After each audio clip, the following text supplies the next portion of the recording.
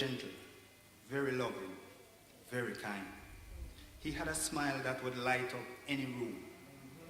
I will say this, however, he was not perfect, and he did not try to make himself out to be a perfectionist. But the good qualities that he possessed outweighed his imperfection by far. I will be the first one to say that there are few things that he did wherein he could have done a lot better, but being a human being, we all err. Right? Daddy was so free-spirited that it led to many teeth and tongue clashes with mommy. But guess what? 90% of the time, he was silent and would just smile and try to quell the one-way clash. He did not like arguments, violence, nor did he like any form of criminality. He was so serious that he used to say that any of his sons take up badness, he would not make the police kill them. He would kill them himself. And I listened carefully because he was that serious. Now, Daddy is always a silent supporter of whatever you decide to do, as long as it's within the law.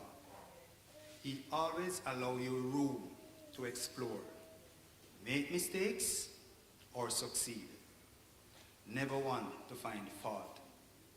Daddy would say, next time, work hard. Now, Daddy was the sole breadwinner for the family. Daddy did this proudly, year after year, and he was so comfortable in doing so. We would hear discussions between mom and dad relating to him taking the decision for mommy not to work, but to stay home and look after the children. And sometimes I wondered how he did it.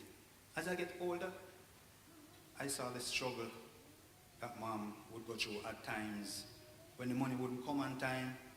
And mommy said, you know, say, I better you give me a story the next time you come. So said, so done. Her next journey, Daddy had a story to tell her.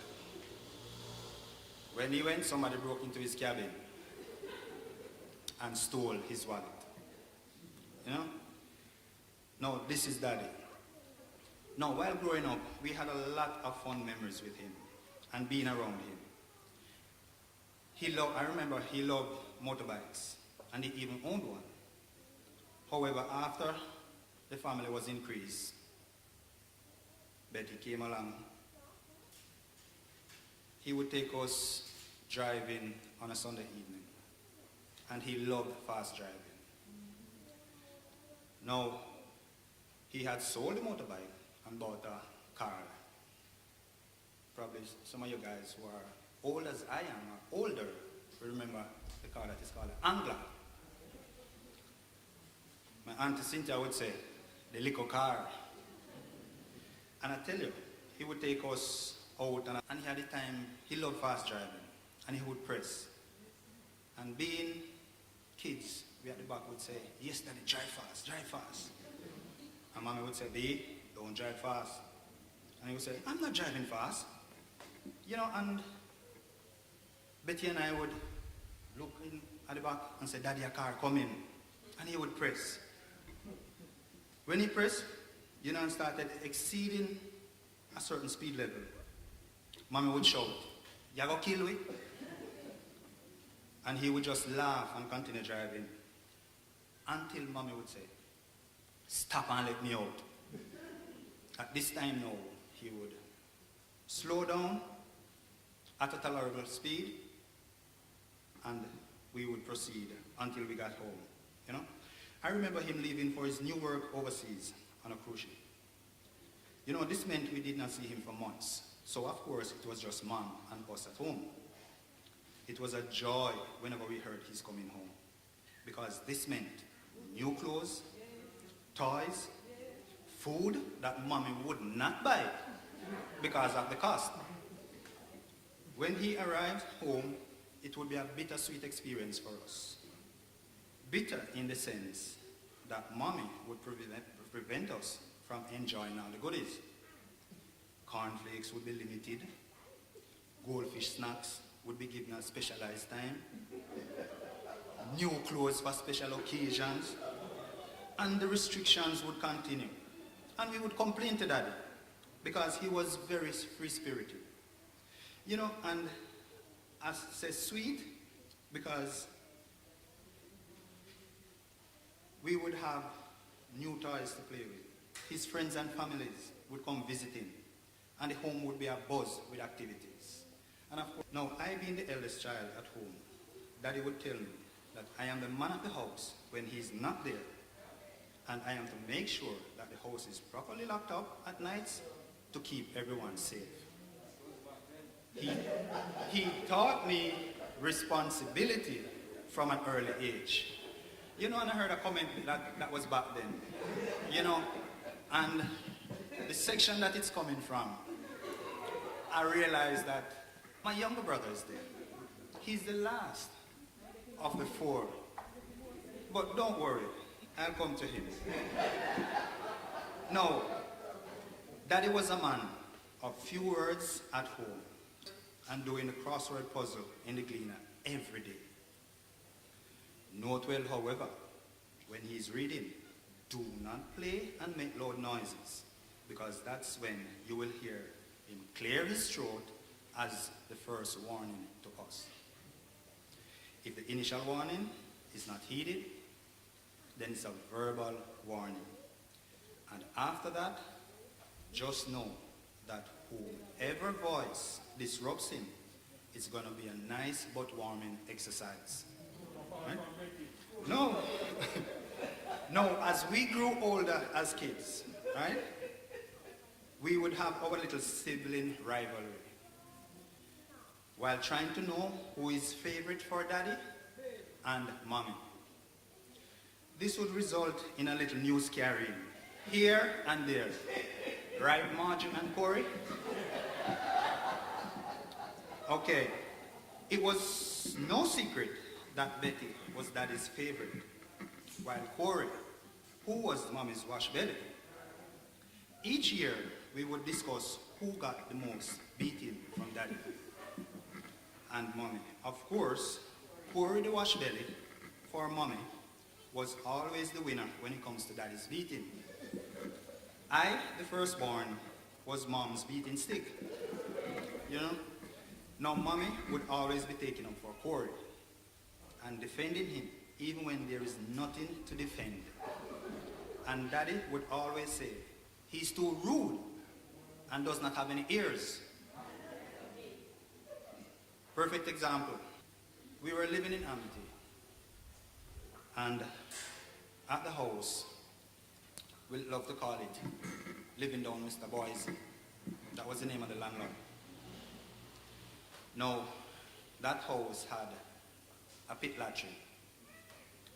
One Sunday morning, Mr. Corey, who at the time could have been about 6, went inside the toilet, did not close the door, and was rolling off the toilet paper. Daddy saw him and shouted, "Boy, stop rolling off the toilet paper." Mr. Corey, being Mommy's wash belly, told him, "No call me no boy. My name Corey. You know my name."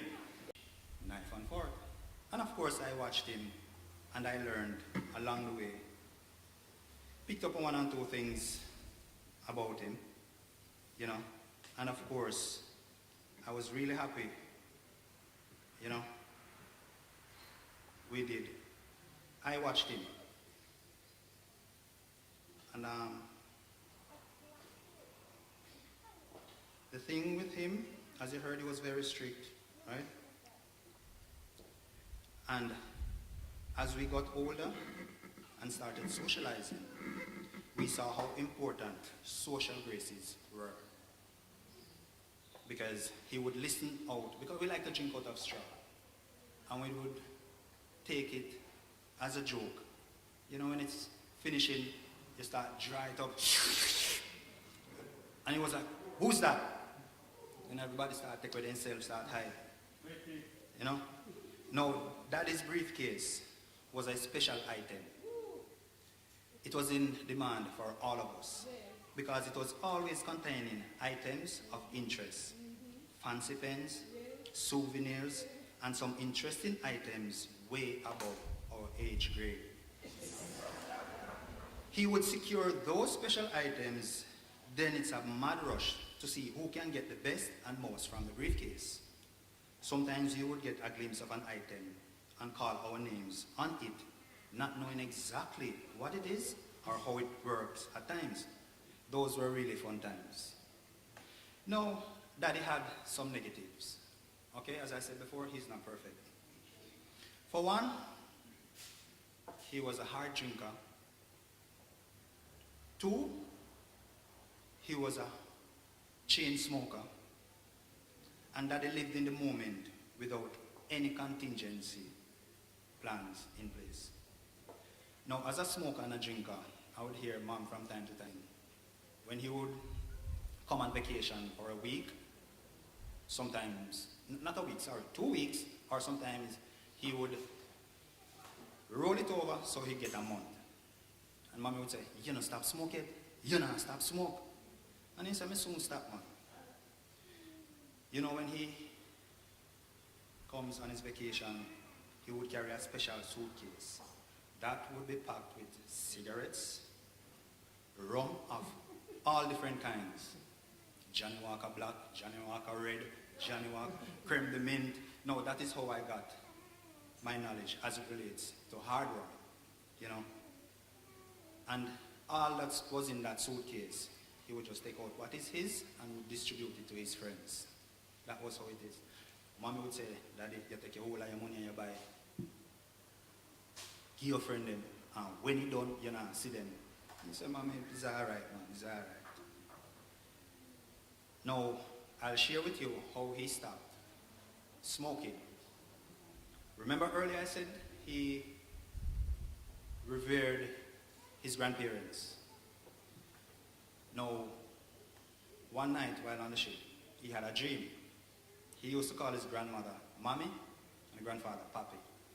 He had a dream that he was in Jamaica, went to Castleide. He and his grandmother were walking. They stopped on the road.